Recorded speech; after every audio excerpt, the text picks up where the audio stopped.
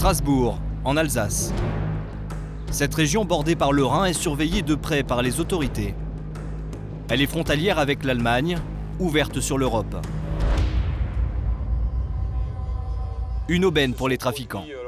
Aujourd'hui, les gendarmes s'apprêtent à interpeller un homme dangereux. Damien est le directeur d'enquête. L'individu, il n'aime pas les bleus, il est connu pour des trafics de stupes, il a déjà fait plusieurs années de tôle, il est polycarburant, il tape aussi bien dans le canard que dans la drogue dure, donc faites gaffe, voilà. Cette fois, l'individu est suspecté de vol. Préjudice 8 000 €, 3 500 en numéraire et 4 600 en pièces de collection. Pour cette opération, les militaires vont intervenir en nombre. Il faut impressionner. L'individu a déjà fait usage de la force lors d'une précédente arrestation. Le mis en cause habite à quelques kilomètres du centre de Strasbourg. Les gendarmes se positionnent en retrait du logement, à l'abri des regards des habitants de l'immeuble du suspect. Il est 6 h du matin, l'heure légale pour intervenir. Pour entrer en douceur dans le bâtiment, la technique est simple. Sonner chez les voisins.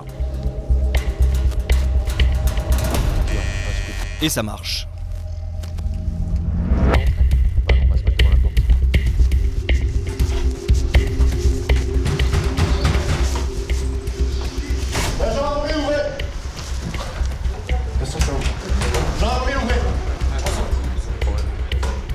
Le suspect n'oppose aucune résistance.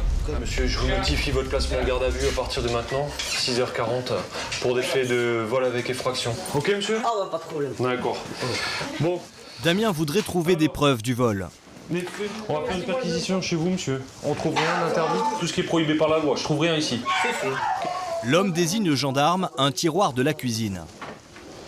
Alors, qu'est-ce qu'il y a, monsieur? Non, Ça? Non.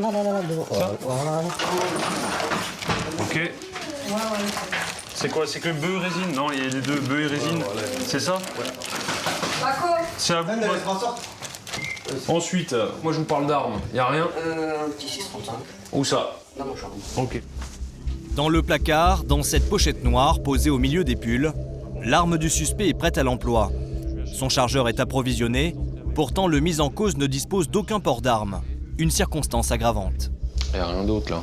Le chien va monter, je trouve rien dans aucune pièce. Ni dans le grenier, ni nulle part, monsieur.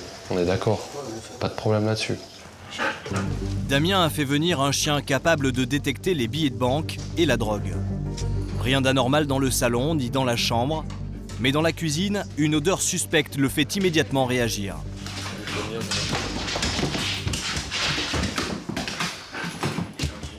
Le chien a marqué ici, en recherche de stupes. Souvent c'est ce qui se passe, on nous donne un petit morceau et on oublie de nous donner le reste. Pour l'instant, pas de preuve du vol, mais les gendarmes ne sont pas venus pour rien. Il y a peut-être bien plus grave. C'est un produit de jardinerie au-dessus du placard qui va leur mettre la puce à l'oreille. Selon l'intéressé, c'est de la laine de verre qui sert à faire germer ses graines qu'il va planter dans son jardin. Moi, je dirais plutôt que ça sert à faire pousser le canard. N'est-ce pas? Damien soupçonne le mis en cause de produire du cannabis. Il décide d'aller visiter la cave. Faites gaffe à la tête. Là, c'est vraiment très exigu. Et debout. Le gendarme a eu du flair. Le chien va gratter le sol à plusieurs endroits. Oh, il est devenu fou, le chien.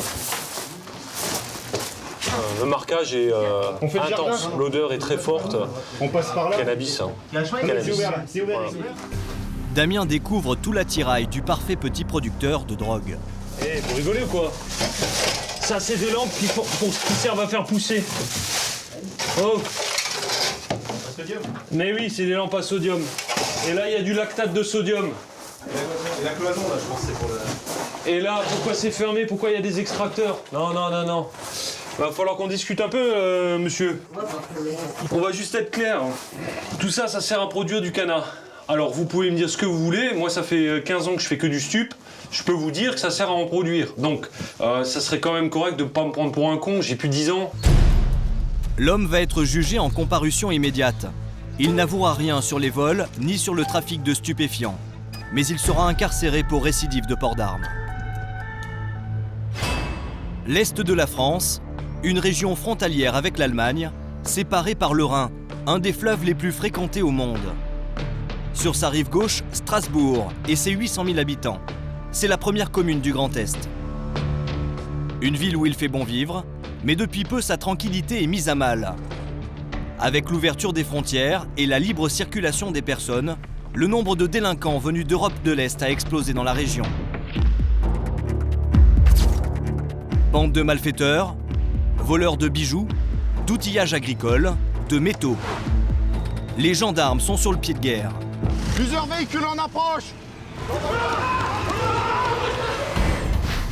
Pendant plus d'1 an, nous avons suivi les hommes de la section de recherche de Strasbourg, des militaires spécialisés dans l'investigation. On a une voiture avec 2 des têtes de réseau qui viennent d'être interceptées. Surveillance, écoute téléphonique, filature, leur spécialité faire tomber des gangs internationaux. Ils disposent de moyens techniques considérables. Oui, sorti 2 effectifs car. Leurs collègues policiers doivent eux aussi faire face à un trafic inattendu entre la France et l'Allemagne. À chaque fin d'année, ils établissent des checkpoints le long du Rhin. Bonne prise. Car des milliers de Français se transforment en contrebandiers. Ils achètent de l'autre côté de la frontière des pétards ultra puissants, interdits en Alsace. C'est pas un exemple parce que... Ils les font exploser en toute inconscience le 14 juillet ou le 31 décembre.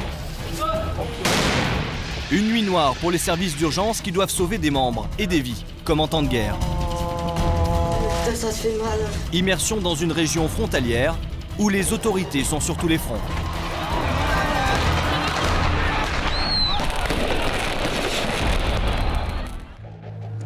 Dans l'est de la France, dans le cadre d'importantes enquêtes judiciaires, les gendarmes disposent d'une arme redoutable. Un hélicoptère équipé de technologies ultra sophistiquées, utilisé pour du renseignement. Aujourd'hui, ces 3 militaires spécialisés partent en mission de repérage. Ils sont sur un gros dossier de voleurs très actifs. C'est la section de recherche de Strasbourg qui a demandé du renfort aérien pour démanteler un réseau. Charlie 230 de Delta Juliette. J'appelle le souhait. Delta Juliette de Charlie 230. On décolle de Strasbourg, on a... Noël est le navigateur de bord. Entre ses mains, un système de surveillance très perfectionné. Une caméra capable de filmer des détails à plusieurs kilomètres de distance. Ça permettra aux unités d'intervention de bien cerner le terrain. Ensuite, ça peut permettre également de confirmer la présence de certains véhicules ou de certaines personnes qui ont pu être vus ou suspectés d'avoir participé à certaines exactions. Depuis plusieurs mois, les gendarmes enquêtent sur un clan de Roumains qui dévalise les commerces et les habitations de la région. Ils seraient cachés dans ce camp au bord de l'autoroute. Les militaires ont prévu de les arrêter très prochainement. Il faut rester assez loin et assez haut pour rester discret. Concrètement, on est à 2-3 km du point et à 1000 mètres de hauteur, quoi. Si on était trop bas, trop près, on se ferait détecter, sachant que les gens travaillent dessus depuis plusieurs mois. Donc ce serait dommage sur si pris du but de faire échouer tout le dossier. Objectif du jour, confirmer la présence dans le camp des personnes suspectées et des véhicules signalés sur les lieux des cambriolages. Tournant légèrement, ça permet d'avoir des différents angles de vue. On voit que c'est assez boisé. On peut éventuellement trouver un véhicule nouveau sous un arbre, dans une zone d'ombre. Malgré la distance, le zoom très puissant permet d'identifier formellement les modèles des véhicules recherchés et leurs plaques d'immatriculation. En plus de voir dans quelle caravane vivent les individus suspectés de vol. Les véhicules qui sont dedans font déjà partie de véhicules qui sont connus, qui sont identifiés. Après, ce sera traité par les enquêteurs et puis eux, au vu de ce qu'ils ont déjà dans le dossier, ils étayent le dossier. Ces images sont transmises aux enquêteurs de la section de recherche de Strasbourg. Ils n'ont jamais tenté d'entrer dans le camp. Ils découvrent pour la première fois ce qui se cache à l'intérieur. Tu vois le fourbi qui est à l'arrière. Oh bordel. Putain, c'est quoi ça? Donc ça c'est l'arrière de la rue de l'Ain. Enfin, du dernier camp. C'est un Vito, ça? Non, ouais, non, c'est un Mercedes en tout cas. Ça, c'est la Corsa rouge, et ça, c'est celle-là, la Mondeo. Et les anciens qui sont autour, tu verras mieux après, on y revient. Là, il essaie de se rapprocher pour qu'on chope la plaque. C'est une voiture qui a été utilisée au courant du mois entre mi-mars et mi-avril. Ils ont fait quelques cambriolages avec, on va dire. Depuis plusieurs mois, les gendarmes surveillent aussi les conversations téléphoniques et ils ont également installé un point de vidéosurveillance qui filme les allées et venues à proximité du camp. Regarde, 2h27, elle revient, elle fait demi-tour. Elle attend de voir si elle est suivie et hop, elle repart. 2h02. Il rentre à 5h là, tranquillement. Après une nuit de travail bien remplie. Bon, on voit qu'ils essayent effectivement de voir s'ils sont suivis jusqu'à l'entrée du camp. Les cambrioleurs sont très vigilants. Ils frappent toutes les nuits et font attention à ne pas être suivis. Grâce au long travail d'observation, Fred, le directeur d'enquête et son équipe ont ciblé un véhicule en particulier. Ça, c'est notre cible principale. C'est le véhicule qu'ils utilisent a priori depuis 3-4 jours pour commettre leurs méfaits. Et du coup, on va essayer de monter un dispositif de surveillance ce soir et procéder, le cas échéant, s'ils opèrent dans des commerces, et procéder à l'interpellation des auteurs. Ce gang sévit sur la région depuis 6 mois. Ça, c'est le premier tableau des faits qui leur sont reprochés. Il y a une quarantaine de faits qu'on va ramener au procureur de la République la semaine prochaine. Et dans notre escarcelle, on compte bien en rajouter encore au moins une centaine. On a un panel assez large de leur activité puisque ça va du commerce, centre équestre, l'habitation, l'hôtel-restaurant tabac, les salons de coiffure, les instituts de beauté, les garages, les bureaux de tabac qui ont pendant longtemps été leur lieu de prédilection pour leurs activités délictuelles. Voici des images d'un des cambriolages d'un bureau de tabac. Les cambrioleurs agissent toujours de nuit. En quelques minutes à peine, ils s'emparent de la caisse et du matériel informatique, avant de repartir sur la pointe des pieds. Ils dérobent de l'argent pour leur quotidien en France, mais ils commettent aussi des vols sur commande, du matériel de bricolage ou des produits de beauté qu'ils écoulent ensuite grâce à des intermédiaires en Roumanie. Le lendemain, les gendarmes de la section de recherche ont mobilisé une vingtaine d'hommes. L'interpellation est prévue pour ce soir. Grâce à la géolocalisation des téléphones portables, les enquêteurs savent que leurs cibles sont en mouvement. Le gang est de sortie. Tous les Roumains qu'on cherche sont dans les deux voitures. Ouais. Là, ils ont tous quitté le camp, c'est bien.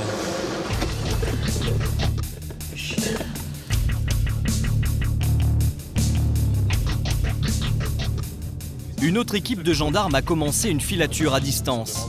Eric est informé en temps réel par téléphone. Putain, ce soir ils sont pressés quoi, avant minuit ils tapent. L'équipe de l'espace a quitté apparemment le véhicule à pied. Ils sont rendus dans un village voisin, au bord de l'autoroute. Et apparemment ils sont ils se sont mis au travail comme ils disent. Et ce soir, l'hélicoptère qui surveille aussi la région va filmer en temps réel les cambriolages. Il s'agit d'un groupe de 4 personnes qui s'attaquent à des habitations et des fermes. L'une d'entre elles reste dans la voiture, cachée un peu plus loin. Les 3 autres vont chercher de la marchandise. Sur ces images, le gang fracture la fenêtre d'un hangar agricole et s'empare de son butin. Au total, 5 propriétés privées sont dévalisées. Mais il y a un problème pour l'interpellation.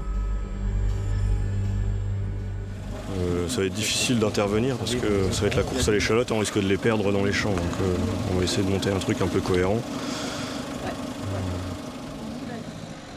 Du coup, la section de recherche a besoin de renforts. Le PSIG, le peloton d'intervention de la gendarmerie, est mobilisé. Ce sont des gendarmes d'appui spécialisés dans les interventions à risque. Le pont, vous l'avez là? Le pont, il est là. Le pont, il est là, je suis sûr. Donc ils peuvent prendre avant. S'ils prennent pour Strasbourg. Non, ils sont vigiles. Au plus rapide. Ah oui, ils arrivent comme ça, ouais. Ils arrivent en dessous et ils prennent la bretelle pour repartir du Colmar. Pour éviter une fuite à travers champs des malfaiteurs, les militaires décident de dresser un barrage routier. Ils veulent tenter d'interpeller les occupants du véhicule au complet par surprise. L'hélicoptère donne le signal, le gang est en mouvement. Allez, c'est parti, le psych devant, on va.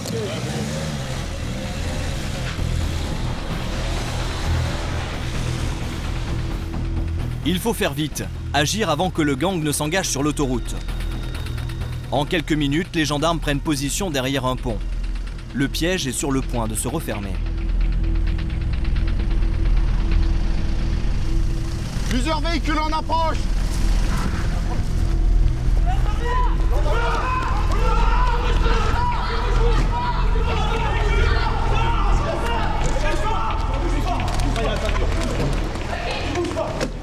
Enlève la ceinture!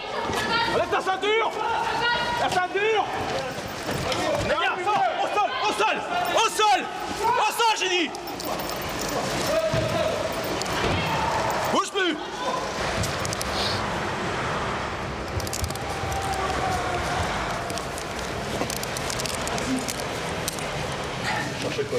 Debout. Les 4 voleurs sont tous neutralisés. L'opération est un succès. Ça fait du bien. Il y a une arme. Ah, énorme. Elle est dissimulée dans cette petite sacoche, appartenant au chef présumé du groupe. Une arme de poing. Je crois pas qu'il y ait de chargeur. J'ai pas envie de charger. Non. Pas provisoire. Je sais pas. Après, je sais pas. En plus de cette arme, les gendarmes découvrent un petit trésor à l'arrière du véhicule. Putain, il y a du matos quand même. Le magot des cambrioleurs pour cette seule soirée, une trentaine d'outils professionnels pour le jardinage et le bricolage. Uniquement du matériel de qualité, il y en a pour plusieurs milliers d'euros. Ah ouais, on a 2 de nos objectifs principaux, on a 2 nouvelles personnes, mais je pense qu'on devrait pouvoir les raccrocher facilement à d'autres faits, donc non, c'est bon, c'est plus que positif aujourd'hui.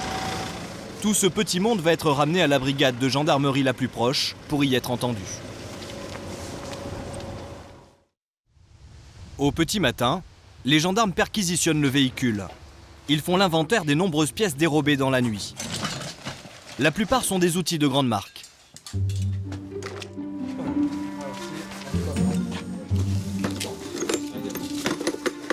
Disqueuse. Alors, un sac brico-dépôt. Perceuse métabo. Ça, c'est un perforateur. Une meuleuse Bosch. Ça, c'est une ponceuse. Ponceuse. Voilà, encore une disqueuse. Mais aussi des tronçonneuses de professionnels. Ça repart après. Je suis en Roumanie et c'est revendu à des prix défiant toute concurrence. Oh, bah, je sais pas quelle catégorie de prix ils prennent, mais bon, c'est moins cher que le Bon Coin, quoi. En fait, ils envoient ça vraisemblablement par colis, par des bus qui repartent de France vers la Roumanie, le plus souvent.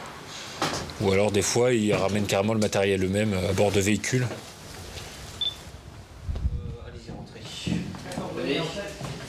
Pendant ce temps, les auditions commencent. Jérôme entend l'homme qui est suspecté d'être le chef du gang. Il est assisté de son avocate et d'un interprète.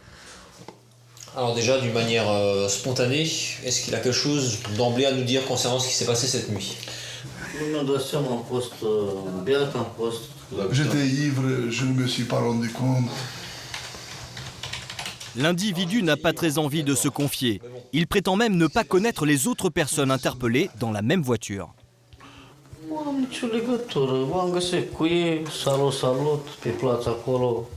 Aucune liaison. On s'est croisés dans le camp. Salut, salut, c'est tout. Sa stratégie de défense est bien huilée. Il veut éviter la qualification d'association de malfaiteurs et celle de receleurs. Je ne vous cache rien, je vous dis toute la vérité. Bah oui, j'espère bien. Toute la vérité. À quoi étaient destinés ces outils par la suite? Les donner pour avoir un peu d'argent pour acheter la nourriture pour les enfants. Des explications peu crédibles. L'homme tente même de se dédouaner de sa responsabilité de chef présumé. Oui, si je n'étais pas ivre, je n'aurais pas accepté de le suivre. Je vous ai dit tout. Les victimes des vols ont été convoquées. Elles commencent à venir récupérer le matériel qui leur appartient. Ce monsieur n'a pas entendu les malfaiteurs agir. Vous reconnaissez le matériel? Oui. Ça, la broche. Vous étiez chez vous quand ils ont cambriolé? Bah, je sais pas à quelle heure ils ont cambriolé, je peux pas vous le dire. Hein. Moi, je peux pas vous le dire. Hein. Parce que moi, j'ai commencé ce matin et à 5h au boulot. J'étais au boulot ce matin à 5h. Il y a quoi d'autre, monsieur? Tout ça là. Tout ça. Tout ça, c'est à moi là. Il y en a pour beaucoup d'argent là dans ce qu'ils vous ont piqué? Ouais. Bah, le poste à souder me coûtait déjà les 400 €. Hein. Bah oui, mais. Oh, bah, attends. Enfin, moi, pas le droit d'en choper. Hein. Là, il est mort pour la France. Les auditions sont à présent terminées. Fred, le directeur d'enquête, est satisfait de l'opération. On les a filmés en train de forcer les cabanons ou les habitations. On les a filmés en train de sortir de ces mêmes cabanons ou habitations avec du matériel et de charger ce matériel dans le véhicule, à bord duquel on les a interpellés quelques minutes après. Là, au niveau contradictoire, ça va être difficile. Grâce aux images de l'hélicoptère, les gendarmes ont les preuves du flagrant délit. Les malfaiteurs vont être déférés au parquet et seront placés en détention provisoire. Ils vont passer un petit séjour en prison, le temps qu'on puisse leur raccrocher les faits qu'ils ont commis de novembre jusqu'à cette date. Puisque là, ils vont partir en prison, je l'espère, sur 6 faits. Et nous, on va leur en reprocher, je pense, une bonne quarantaine. Poursuivis pour vol aggravé et association de malfaiteurs, les prévenus risquent de 5 à 10 ans de prison.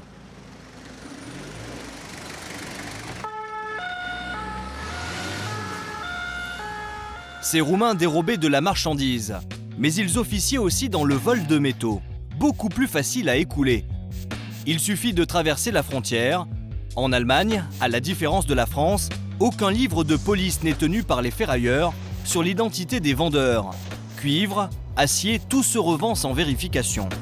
Les vols de métaux prolifèrent dans la région. Ces derniers temps, des bandes découpent même les pots catalytiques des voitures pour récupérer les métaux précieux qu'ils contiennent. D'autres malfrats volent des kilomètres de câbles électriques sur les chantiers et les sites industriels. À la brigade de Mundelsheim, justement, Damien et ses collègues se préparent à interpeller un voyou qui en a fait sa spécialité. Les gendarmes ont reçu des informations sur sa planque où il pratiquerait des activités suspectes. Mais l'arrestation pourrait ne pas se passer dans le calme. Les voisins nous confirment que le gars est calibré, quoi. Il a fait usage des armes dans la rue à 2 reprises. Elle nous le décrit comme une personne sanguine, impulsive, récalcitrant aux forces de l'ordre. L'intervention ne se pose pas de questions, c'est manu militari. On les sort de la bagnole, on les menotte, on les neutralise, on discute après. L'homme recherché, voleur de métaux, est déjà connu des services de police. Il travaillerait avec des complices. Les gendarmes veulent les coincer lorsqu'ils rentreront au domicile du suspect, leur QG. Une équipe se positionne dans les parties communes. Une autre se cache dans le garage. Quand soudain, un homme pénètre dans l'immeuble. Damien vient de l'arrêter devant l'appartement du suspect. C'est l'un de ses complices. T'as dormi chez toi cette nuit. Mais prends-moi pas en compte. Oh, d'accord, j'étais avec lui, c'est tout. On le sait. Où ça? Je cherche pas une histoire. C'est une voiture, voilà. Laquelle? Je sais pas.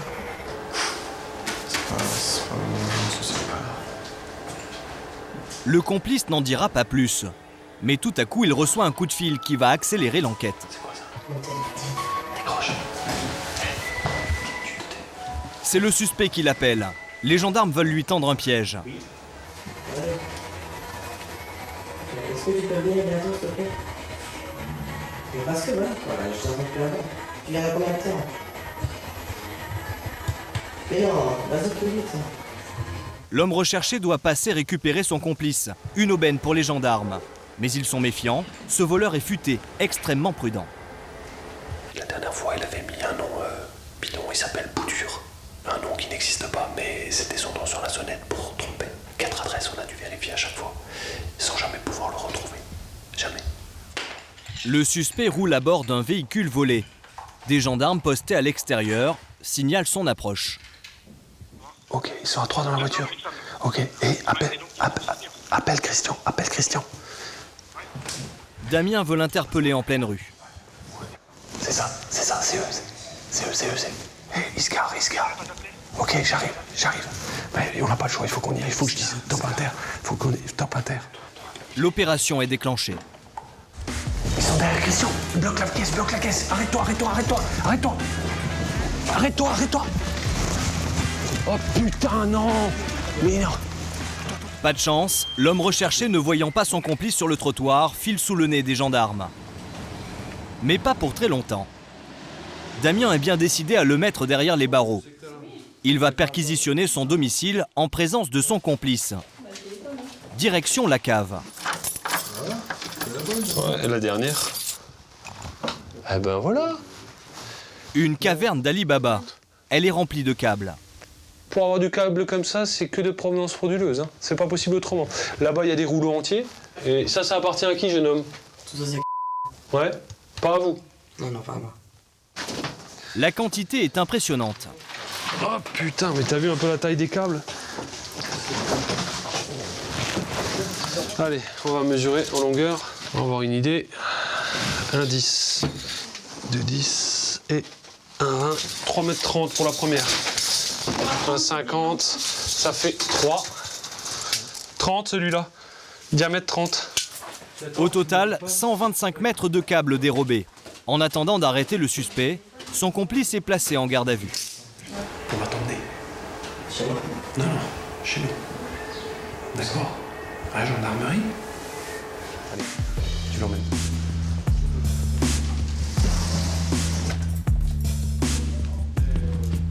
Retour à la gendarmerie. Damien commence l'audition du complice. Il aimerait en savoir plus sur les magouilles du suspect et peut-être connaître l'endroit où il se cacherait.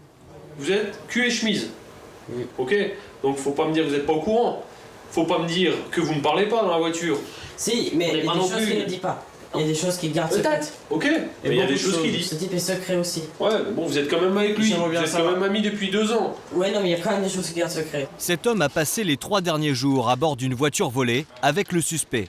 Il sortait toutes les nuits avec lui, mais il dit ne pas être mêlé au vol de câbles. Maintenant, j'aimerais qu'on en fasse pareil pour le câble. Ce câble était-il volé d'après vous ou pas? Ou il l'avait acheté? Mais le câble, je savais pas qu'il fallait le dénoncer pour ça. Si on vient en fait de dénoncer tous les amis pour les moindres petits trucs anormaux qu'ils font, putain, ma famille elle devrait y passer alors, hein. Ah bah dans ce cas-là, faut pas hésiter, moi j'écoute. Le complice est placé en cellule.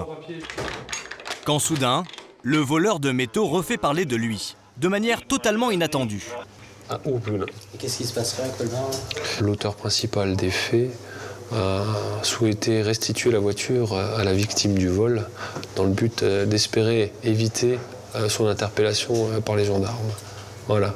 Voilà ce qui se passe. Ouais, ça vaut le détour quand même. C'est suffisamment rare pour le souligner. Ouais. D'accord, ok, ça marche. Bon, écoute, merci encore pour l'info, c'est cool, on va essayer de monter ça vite fait. Merci bien, bonne soirée à toi. L'occasion est trop belle. Damien va tenter d'arrêter le suspect lorsqu'il restituera le véhicule volé à son propriétaire. Mais une fois en route, nouveau changement de programme. Se sentant traqué, le suspect a décidé de se rendre. Il a directement appelé la gendarmerie. Bon, il est où à la gare? Le rendez-vous est fixé devant la gare de Colmar. La voiture volée est bien là, mais pas le suspect. Il semble se jouer des forces de l'ordre. Je pense qu'à mon avis, il a pris peur au dernier moment. Il nous a vu arriver, il a pris peur. Damien et son équipe vont fouiller la gare de fond en comble. Ils le soupçonnent de vouloir prendre la fuite en train, d'autant qu'il a désormais coupé son téléphone portable. Donc il nous a pris pour des jambons à 19h, il était pas là quoi. Il nous a pas vus, il nous a menti. Ouais, mais juste au même. Il nous a menti. Qu'est-ce que tu veux que je te dise moi? Après cette nouvelle fuite, Damien abat une dernière carte. Il a demandé à d'autres gendarmes de surveiller les domiciles des amis proches du suspect. Et ça va marcher. Un coup de fil inespéré va lui remonter le moral. Super, bravo les gars. Ah, je suis content, merci. À toutes. Et long. Pas de casse, tout s'est bien passé. Ils sont en route, ils font retour sur la brigade. Ça y est. Avec 11 heures de retard. Mais ça y est. Le voleur de métaux vient tout juste d'être interpellé. Celui qui a nargué les militaires pendant de longues heures s'est finalement fait arrêter alors qu'il allait manger une pizza avec des amis. Vous étiez où à 19h, monsieur? À 19h, j'étais à Strasbourg. C'est pas correct, hein. On vous laisse une chance, tout, et vous nous prenez pour des cons au téléphone, en plus. C'est pas correct. Vous venez? L'homme va être auditionné, puis présenté à un juge. Il ressortira libre de sa garde à vue, mais sera condamné à des travaux d'intérêt généraux.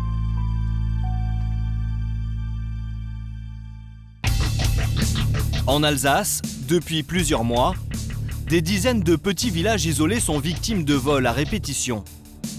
Les malfaiteurs ciblent cette fois des pavillons vulnérables, souvent en bordure de champs. Les gendarmes de la section de recherche de Strasbourg sont sur ce nouveau dossier. C'est le lieutenant Sautier qui dirige la cellule d'investigation.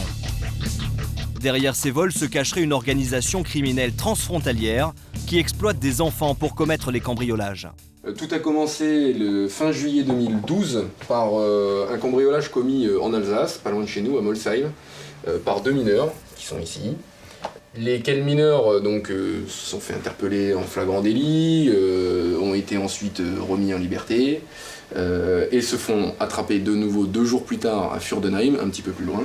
Dans leur fuite, ils essayent de lâcher un sac de bijoux pour pas se faire prendre avec, les bijoux provenant de cambriolages qui ont été commis en Lorraine. Au fil des mois, les enquêteurs découvrent que d'autres mineurs comme eux écument les maisons. Ils viennent tous des pays de l'Est. Ils ont 13 ou 14 ans, donc effectivement, c'est jeune. À la fois, ils sont un peu manipulés et un peu victimes quelquefois de leurs propres parents ou de leur propre clan qui les envoie voler. Maintenant, c'est devenu une vraie profession pour eux. Le long travail d'investigation révèle que ces dizaines de mineurs sont en fait exploités par une importante organisation criminelle internationale, originaire de Croatie. Grâce aux écoutes téléphoniques, les gendarmes ont réussi à identifier les têtes du réseau et quelles marchandises ils dérobent. Vous avez quelquefois certaines communications qui sont très importantes parce qu'elles sont une vraie mine d'informations pour nous, entre qui va où, qui fait quoi, qui a eu quel butin et de quelle origine, etc. Depuis l'Alsace, les petites mains sont allées commettre une centaine de vols entre la Belgique, l'Allemagne et la Suisse. Mais le réseau sévit aussi sur toute la région Est, la banlieue parisienne et le sud de la France.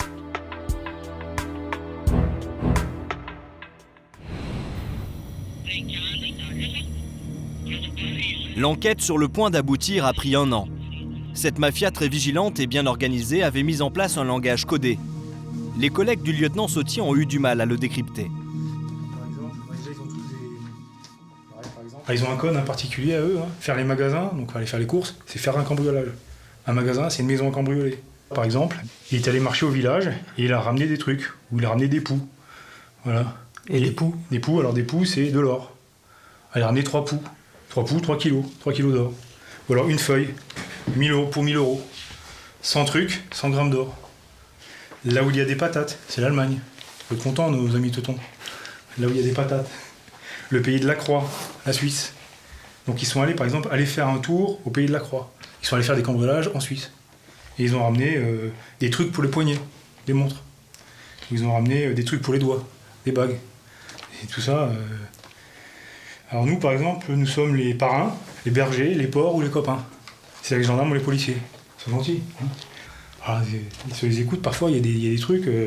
donc moi, au début, je ne comprenais pas. Ils se sont fait manger par des chiens. Qu'est-ce que c'est cette histoire? Ils se sont fait manger par des chiens en allant faire un tour, en allant faire des tours au pays de la Croix. Ils se sont fait arrêter par les policiers en allant cambrioler en Suisse.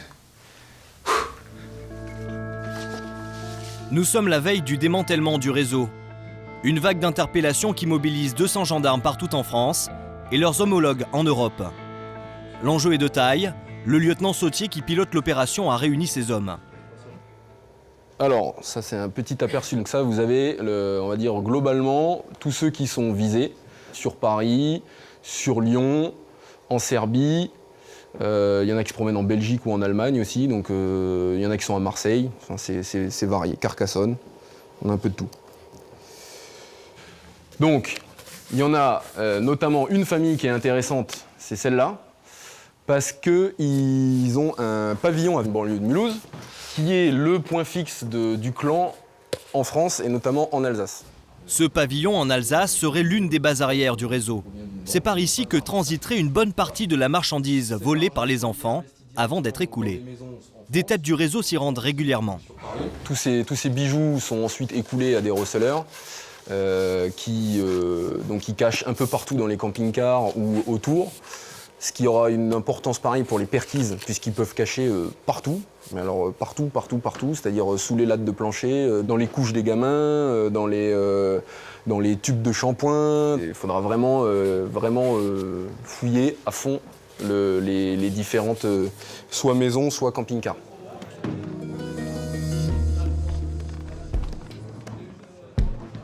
Le lendemain, 6h du matin, dans la banlieue de Mulhouse. Les militaires sont prêts à faire tomber la base arrière. Les enquêteurs sont appuyés par une unité spéciale de gendarmerie. Olive, tu m'as reçu, tu restes en tête sur la droite.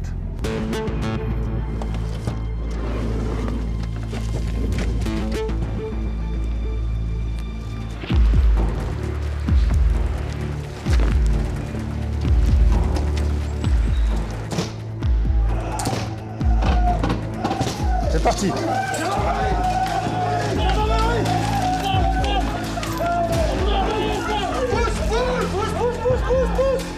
C'est parti en face là, il y a quelqu'un en face. Les mains dans le dos. Un deuxième ici. En haut, ça donne quoi? On a target 1 et target 2. Cet homme, au sol, c'est l'une des têtes du réseau recherché. Une bonne prise. Es-tu seul ici? Oui, mon femme avec la bébé. Femme, bébé? Oui. Ok, t'attends. Ok. Rien. Là, target. Qu'est-ce qui est passé, messieurs, s'il vous plaît? Ok. Les enquêteurs? Ouais, c'est bon? C'est bon. Donc il y a monsieur ici et madame en face. Une fois le périmètre sécurisé, les enquêteurs pénètrent dans la maison. Cette femme menottée est la compagne de l'homme arrêté dans la cuisine. Ils vivent ici depuis plusieurs années, mais son mari n'est pas souvent présent. Je vais te mettre quelque chose, un gilet ou un pull? Ça ira. Ça ira? Une robe de chambre. Mets une robe de chambre. À l'étage, les gendarmes isolent dans une pièce les 4 enfants du couple.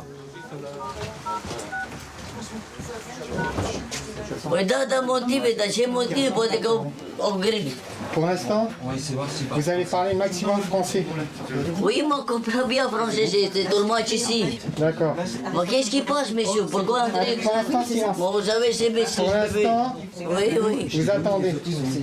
L'homme est agité, il fait mine de ne pas comprendre ce qui lui arrive. Les gendarmes sont venus avec un traducteur. Există motive întemeiate să creadă că ați participat la niște acte ilegale. Deci... Acte illégal? Est-ce que vous avez des armes? Non, il n'y en a pas. Donc, il est 6 heures. Este ora 6 dimineața. Vous êtes placé en garde à vue? Sunteți în stare de reținere pour vol pentru furt en bande organisée, deci furt calificat, et association de malfaiteurs și asociație de grup în grup infracțional organizat. Pourquoi c'est pas criminel ici, la merde? Cassez la porte ici, c'est ce bébé. Eh, pas bien, qu'est-ce qu'il fait? L'homme nie en bloc les faits qui lui sont reprochés. Une fois habillé, il est conduit à la brigade de gendarmerie. Au même moment, à Arcueil, en banlieue parisienne. Le lieutenant Sautier a fait le déplacement. C'est ici qu'il a mis en place un centre de commandement. Une pièce depuis laquelle il suit les interpellations partout en France et en Europe, en temps réel. J'ai 2 objectifs que j'étais censé taper sur Marseille. Je les ai sous géolocalisation et là ils sont sur l'A9 direction l'Espagne. Là ils sont un peu à l'est de Montpellier encore, ils n'ont pas dépassé Montpellier. Et donc je voulais savoir si c'était possible d'avoir le numéro de l'EDSR ou quelque chose comme ça pour les toper au boulot s'ils passent. Quelques cibles sont sur la route, mais grâce à du renfort, les gendarmes vont les interpeller. L'opération n'est pas encore terminée. Pour l'instant, on en est à 20 interpellations, 12 en France et 8 en Belgique. La plupart des cibles qui étaient en Alsace se sont déplacées donc, entre Liège et Cologne, donc à cheval sur les deux frontières belges et allemandes. Ce matin, ils ont été interpellés à Liège pour la plupart de ceux qui étaient en Alsace, sauf un couple qui est toujours en Alsace, donc qui lui a été interpellé à Mulhouse, mais sinon la plupart sont sur Liège. Lors des perquisitions, les gendarmes ont déjà saisi une jolie quantité de bijoux volés. En Alsace, les militaires aimeraient eux aussi trouver des preuves des cambriolages dans la maison qui servait de base arrière. Elle est perquisitionnée sous les yeux de la compagne d'une des têtes du réseau. C'est elle qui est officiellement la locataire de ce bien. Dans un premier temps, je ne vais pas parler du dossier avec vous ici, maintenant. Maintenant, vous savez très bien pourquoi on est là, vous savez très bien ce qui nous amène et quelles sont les questions que je vais vous poser dans les 4 prochains jours, vous le savez. On va faire une perquisition. Une fois que ça c'est terminé, vous venez avec moi à la gendarmerie de Mulhouse, et puis vous êtes en garde à vue, comme je vous ai expliqué. Une fouille très minutieuse de toutes les pièces commence. Les gendarmes sont à la recherche des marchandises dérobées par le réseau. L'objectif principal, c'est de trouver des bijoux, du numéraire, et ensuite tous les objets de valeur qui n'ont aucun rapport avec le train de vie habituel de cette dame. Entre autres, tout ce qui est objet de luxe vont être systématiquement saisis. Chaque centimètre carré est passé au peigne fin. Les gendarmes sont aidés par un chien spécialisé dans la recherche de billets. Les voleurs peuvent dissimuler leur butin dans les objets ou les recoins les plus inattendus.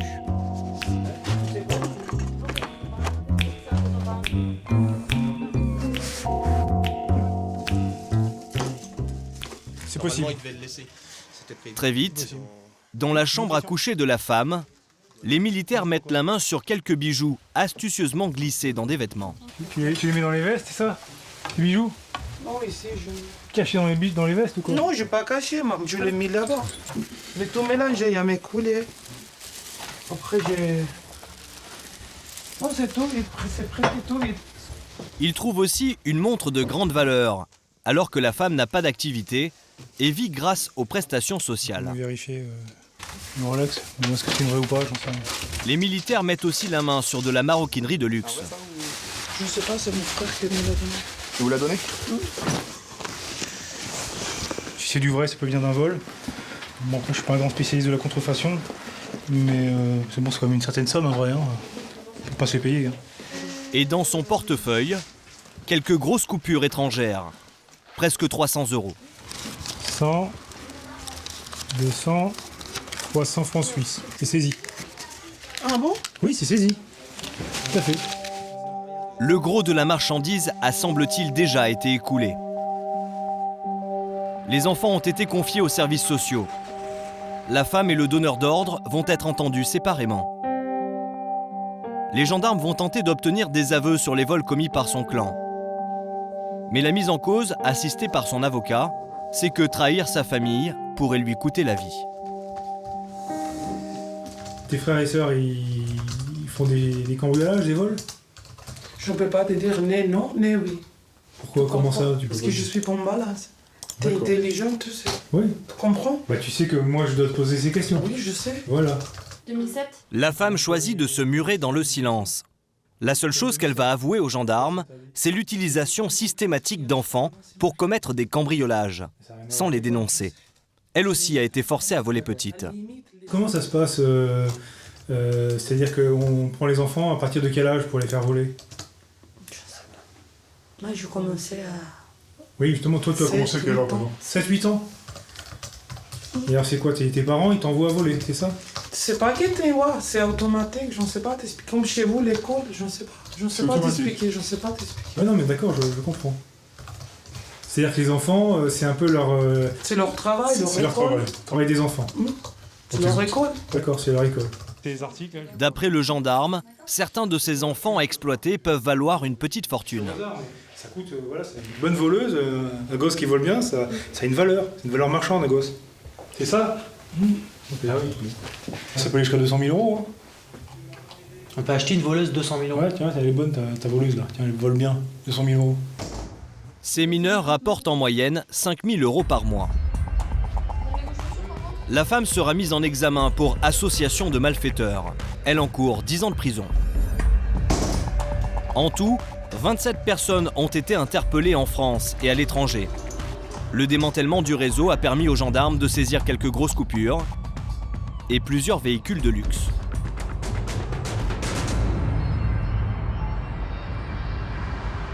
Si la délinquance venue des pays de l'Est donne du fil à retordre aux gendarmes, une autre particularité transfrontalière inquiète les forces de l'ordre. Quelques jours avant le réveillon, des dizaines de policiers sont mobilisés pour une gigantesque opération. Ils vont dresser des checkpoints entre la France et l'Allemagne. Un des points stratégiques, le pont de l'Europe. Ils arrêtent des voitures, des piétons, des scooters, mais aussi des bus. On regarde dans les sacs, ok? Merci messieurs, dames. Les policiers passent au peigne fin un maximum de véhicules et leurs passagers. Also dankeschön. Au revoir. Ce que recherchent les policiers, ce sont des explosifs. Chaque année, de véritables bombes, des feux d'artifice très puissants interdits dans toute la région, sont importés illégalement d'Allemagne par des milliers de Français. Car le soir du 14 juillet ou du 31 décembre, il est de tradition en Alsace de faire exploser des pétards et des feux d'artifice très dangereux dans les rues, au milieu de la foule. Les artificiers amateurs se filment entre eux. À minuit, le centre de Strasbourg se transforme en champ de bataille. C'est à celui qui prendra le plus de risques pour impressionner les autres, en bafouant toutes les règles de sécurité. Les accidents sont nombreux, mortels tous les ans.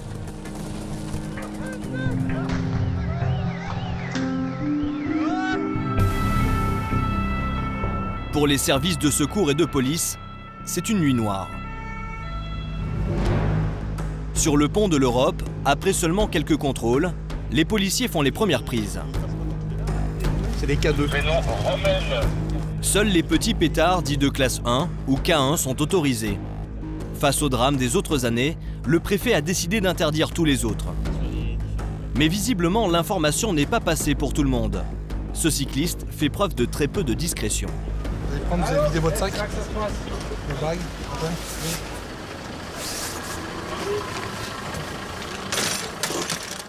Il s'agit de classe 2, interdit. Et les prises s'enchaînent. Non, c'est confisqué, monsieur. Mais là, regardez, vous m'avez pris tout mon nouvel an, je veux plus faire pétard. Je comprends bien. Ouais. Vous êtes dégoûté? Je suis dégoûté, commissariat, nul. Bah, au moins, comme ça, vous saurez que vous pourrez économiser votre argent la prochaine fois. D'accord? Un peu plus tard, ces deux jeunes dissimulent dans leur sac à dos une quantité impressionnante. Peut-être destinée à la revente sous le manteau. C'est la plus grosse prise pour l'instant. C'est-à-dire quel poids? Entre 10 et 15, entre 12 et 15 kilos. 12 et 15 kilos. Ouais. À deux personnes? Ouais. Vous saviez que c'était interdit? Ouais. On tente le coup chaque année, quoi. Cette fois-ci, c'est pas passé. Voilà, avec d'autres prochaine, plans, on aura une autre stratégie, c'est pas grave. On ira à la nage, on passera un bateau, je sais pas. Dans le véhicule des policiers, déjà plusieurs dizaines de kilos de pétards. Bonne prise. C'est de l'autre côté du Rhin, à Kehl, que les pétards interdits en Alsace sont achetés. Dans cette petite ville frontalière, des dizaines de magasins s'improvisent marchands de pétards quelques jours avant le Nouvel An. En Allemagne, la vente est seulement interdite aux mineurs, mais ces petits Français ont leur combine. On a acheté le tout à 56 €, toute la bande. On est passé par lui parce qu'il a sa carte d'identité, il est majeur. Là, c'est classe 2 là, et c'est non autorisé en France. À chaque coin de rue, à Kehl, aujourd'hui, la plupart des Français sont là pour la même raison. Bonjour. Ah, vous avez pas mal de choix quand même. La France, normalement, ça là, pour le petit. Ouais, pour le petit, ouais. Pareil truc pour bébé. En France, c'est pas le droit parce que, bah, tout simplement, il y en a qui se font péter la gueule avec, quoi. Ils sont bourrés. Voilà. Merci. Merci bien. Vous cachez bien, hein, s'il vous plaît, après le douanier. Hein. Ouais, pas de problème. Allez, on le casse en deux direct. On part. Des conseils aussitôt suivis à la lettre. Pour cacher leurs précieuses marchandises, ces deux Français n'hésitent pas à sacrifier la sécurité. Ah, je les casse parce que ça rentre pas et ça sert à que dalle, de toute façon. Les fusées, elles ont pas besoin des tiges pour partir. Après, voilà, c'est chacun fait comme il veut. C'est pas un exemple à suivre. Une inconscience qui n'a qu'un seul but, passer incognito la frontière. Pour cela, ces deux jeunes vont s'improviser contrebandiers et utiliser des chemins de traverse. Ils veulent éviter les checkpoints des forces de l'ordre. Non, non, prends le petit pont. Ça passe tout seul, le petit pont. Ouais. Donc voilà, les contrôles, ils sont là, sur le pont. Et nous, on va contourner, quoi. À seulement quelques centaines de mètres du barrage des policiers, ils vont passer par cette passerelle piétonne, à cheval entre la France et l'Allemagne. Finalement, ils se feront attraper dans le centre-ville. Sur le pont de l'Europe, les contrôles continuent. L'occasion pour les policiers de faire, à la tombée de la nuit, quelques prises surprenantes. Tels des passeurs de drogue, ces deux jeunes gens au volant de cette voiture pensaient être plus malins que les autorités. Ils ont caché leurs pétards sous leurs t-shirts et dans leurs chaussettes. Les jeunes hommes, mettez tout dans le carton, s'il vous plaît. Mettez tout dedans. Une jolie quantité. Vous venez avec moi au véhicule, on va saisir la marchandise. À chaque fois, c'est l'occasion pour les policiers de rappeler les dangers liés à l'utilisation de ces explosifs. Si on l'utilise mal ou si on veut de nouveau ramasser le pétard qui n'a pas éclaté, hein, on se rapproche, on pense que tout est bon, on le reprend en main et on s'arrache la main ou un doigt. Après 3 jours de contrôle, les policiers ont saisi plus de 400 kilos de pétards et feux d'artifice. Une infime quantité. Dans quelques heures, c'est le réveillon, et cette nuit encore, les accidents extrêmement graves vont se compter par dizaines. Dans le centre-ville de Strasbourg, la fête bat son plein. Il est minuit, des milliers de personnes se sont donné rendez-vous place Kléber, leur pétard ultra puissant à la main. Problème, certains les utilisent de manière totalement irresponsable, ignorant toutes les règles de sécurité pour eux-mêmes et la foule qui les entoure.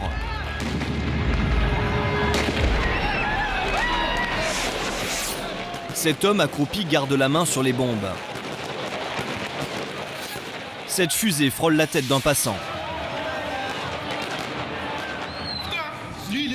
Ce jeune homme, lui, utilise la charge explosive d'un mortier normalement réservé aux artificiers professionnels comme une véritable grenade, en visant un ami.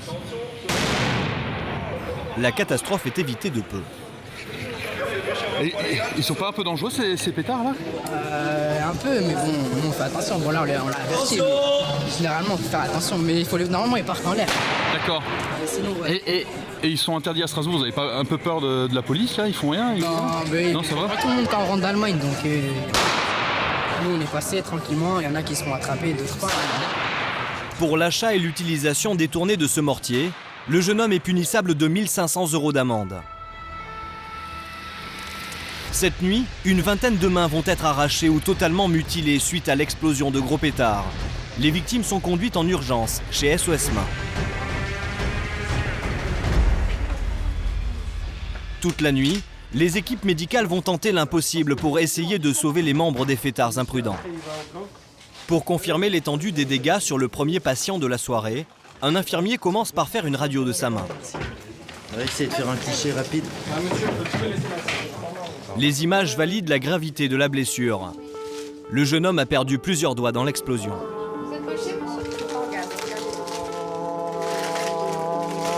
Vite, s'il te plaît. C'est un blast.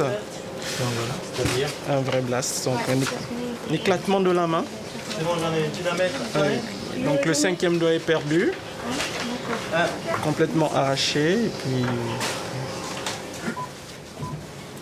L'anesthésiste commence par endormir son bras. Il faut faire vite pour tenter d'essayer de sauver ce qu'il reste de sa main. Le jeune homme est très inquiet. Dites-moi si on va me couper la main. Non. Ok. Ça, on fait pas. Vous êtes sûr? On va faire au mieux, monsieur. D'accord? Ce qui sera le mieux pour vous. D'accord, merci. Il est 1h du matin. À partir de maintenant, le téléphone ne va plus s'arrêter de sonner. SMS maman, bonjour. Quoi? Oui. C'est passé là? Là, ouais, ça y est, on a 4 mains qui arrivent d'un coup, quoi. Alors, pas de temps à perdre. Il faut vite libérer la salle d'accueil des blessés. Pour moi, c'est bon. Hein. On est prêt. Okay, alors on évacue. Le jeune homme est conduit en salle d'opération. On a attendez, où Ouais. est-ce que vous allez? Ouais, on nous... Les autres mutilés arrivent déjà. C'est pas là, c'est pas là. Fleur Belle, l'infirmière, aiguille les patients. Elle travaille désormais le téléphone rivé à l'oreille. de champagne, Célestin et Diaconas, bonsoir. Vous êtes le 6e, et pas le 4e. Hein. Main gauche, dans 1 heure, de Caisse-Castel. Allez les gars, on y va, on va travailler. Hein. M'excusez, mais là, il faut que je vous défasse tout ça. Hein. Ok? L'infirmière court maintenant de salle en salle pour préparer les blessés qui arrivent de toute la région. Essentiellement des mineurs de 16 ou 17 ans et des jeunes adultes. Oh, mais putain, ça se fait mal. Soyez courageux. Hein. Alors, tu me montres. Ouh, le joli pouce. À l'entrée du bloc opératoire, c'est l'embouteillage. Il faut trier les blessés. Les cas critiques passent en priorité. Est-ce que celui-là est bloqué, ils sont prêts pour le bloc. Que Dimitri le prenne tout de suite après celui-ci. Et comme ça, on l'envoie dans la foulée. Dimitri, le chirurgien, travaille sur la main du premier patient de la soirée. Son constat est terrible. C'est une explosion. Hein. Il y a un doute sur le pouce, juste une petite partie qui reste. Le jeune homme n'a plus que 3 doigts fonctionnels. Pour toute l'équipe d'SOS Main confrontée à ces cas très graves, ces gros pétards n'ont plus rien de jouets inoffensifs. C'est pas un jeu, c'est une activité à haut risque et inutile. Qu'avec des engins explosifs, oui, dits festifs. Place au suivant. Cette nuit, l'équipe d'SOS Main de Strasbourg va opérer une quinzaine de patients. En tout, 10 doigts sont totalement perdus. Et dans la région, 2 personnes vont décéder.